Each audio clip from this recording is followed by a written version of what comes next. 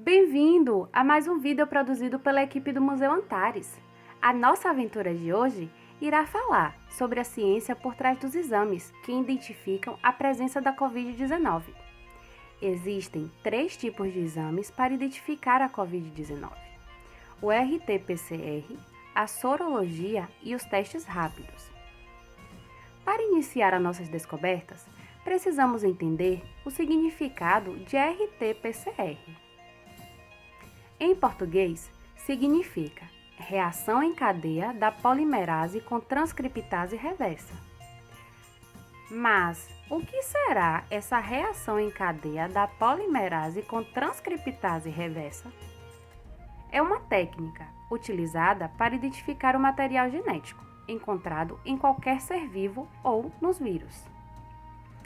Essa técnica baseia-se no processo de duplicação do material genético.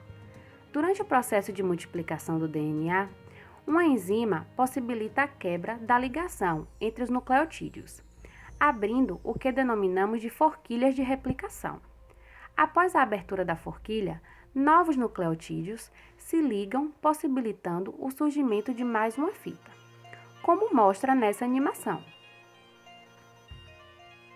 Esse processo ocorre naturalmente, mas, em 1983, o cientista Kary Mullis descobriu que era possível fazer essa reação em laboratório, o que denominamos de PCR. Para que isso ocorra, é preciso colocar em um tubo de PCR 5 componentes. Primeiro, a amostra de material genético que será estudada. Segundo, a enzima Taq polimerase, que tem a função de abrir a forquilha de replicação. Terceiro, os primers, que é uma sequência pequena e específica de DNA de fita simples.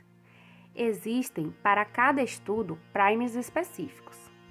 Eles são projetados de modo que sua sequência seja específica para a região de interesse do material genético a ser estudado.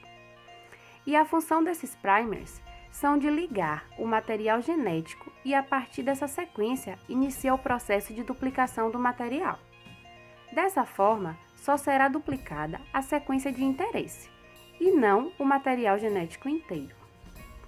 O quarto item é uma quantidade diversificada de nucleotídeos, que possam se ligar à sequência do material genético durante a duplicação, podendo ser adenina, citosina, guanina, timina e 5 mix de soluções com água miliquê, tampão e magnésio. No final, teremos esse mix no tubo de PCR. Depois de todos os componentes dentro do tubo de PCR, os mesmos são colocados em um equipamento, denominado de termociclador. Esse equipamento permite ciclos diferenciados de temperatura, que possibilitam o processo de duplicação das sequências desejadas, como mostra nessa animação. Mas como essa técnica identifica o vírus da Covid-19? A primeira reação será a transformação do RNA do vírus em DNA, pois o material genético desse vírus é o RNA, sendo esse DNA depois amplificado. Para que ocorra essa amplificação, o PCR passa por diversos ciclos, tendo cada um 3 etapas marcadas por temperaturas diferenciadas. No primeiro momento, ocorre o aumento da temperatura, permitindo a desnaturação do DNA.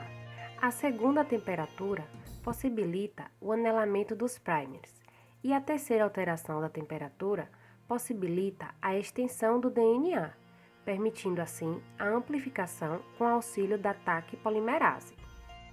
Quando o DNA é amplificado, significa que foi identificada a presença do material genético do SARS-CoV-2 na amostra. Sondas específicas detectam a sua presença e emitem um sinal, que é captado pelo equipamento confirmando a presença. Pois, lembre-se, o PCR é direcionado a uma amostra específica e só pode ser amplificado se existir a presença desse DNA na amostra coletada. A coleta pode ser feita a partir do 3º dia do início dos sintomas e até o 10º dia. Depois desse período, a quantidade de RNA tende a diminuir, impossibilitando um exame eficiente. O RT-PCR identifica a presença do vírus. Já a sorologia verifica a resposta imunológica do corpo em relação ao vírus. Quando se fala em sorologia, lembre-se de nosso vídeo sobre o uso do plasma sanguíneo como tratamento para a Covid-19. Nesse vídeo, foi visto a técnica que alguns médicos estavam utilizando, o plasma, como soro para tratamento. Como o soro apresenta os anticorpos, o exame de sorologia tem a função de detectar os anticorpos IgA, IgM e IgG em pessoas que foram expostas ao SARS-CoV-2. Nesse caso, o exame é realizado a partir da amostra de sangue do paciente. Esse exame possui risco de resultado falso negativo, pois nem todas as pessoas que têm infecção por SARS-CoV-2 desenvolvem anticorpos detectáveis pelas metodologias disponíveis, principalmente aquelas que apresentam quadros com sintomas leves ou não apresentam nenhum sintoma. Outra forma do resultado dar falso negativo está relacionado ao período de realização do exame. Para que o teste tenha maior sensibilidade, é recomendado que seja realizado pelo menos 10 dias após o início dos sintomas. Isso deve ao fato de que a produção dos anticorpos no organismo só ocorra depois de um período mínimo após a exposição ao vírus. Os testes rápidos têm relação também com os anticorpos. Existem dois tipos de exames rápidos: o relacionado aos anticorpos e o relacionado aos antígenos. Lembrando que os anticorpos são elementos produzidos pelo sistema de proteção e antígenos são os elementos que induzem a produção dos anticorpos. E cada anticorpo é específico para cada antígeno. Os testes rápidos para a Covid-19 são similares aos testes de farmácia para a gravidez, porém, o material de análise é o sangue. Normalmente, esses exames existem em dois locais diferenciados, um para a gota do sangue e o outro para o reagente presente no kit do exame. É esse reagente que permite a identificação da presença ou ausência do antígeno ou do anticorpo, a depender do exame. Existem 3 tipos possíveis de resultados: o positivo, o negativo e o inválido. A vantagem desses testes seria a obtenção de resultados rápidos para a tomada de decisão. No entanto, a maioria dos testes rápidos possuem sensibilidade e especificidade muito reduzidas em comparação às outras metodologias.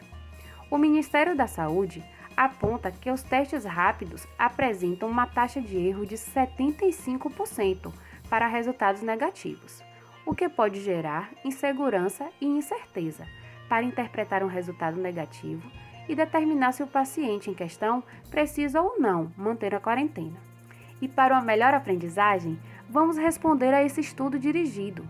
E qualquer dúvida, você já sabe, procure seus professores ou deixe um recado aqui no nosso canal. E para o nosso próximo vídeo, como podemos guardar as nossas compras sem correr o risco de contaminação? Deixe suas curiosidades aqui nos nossos comentários e até a próxima, pessoal!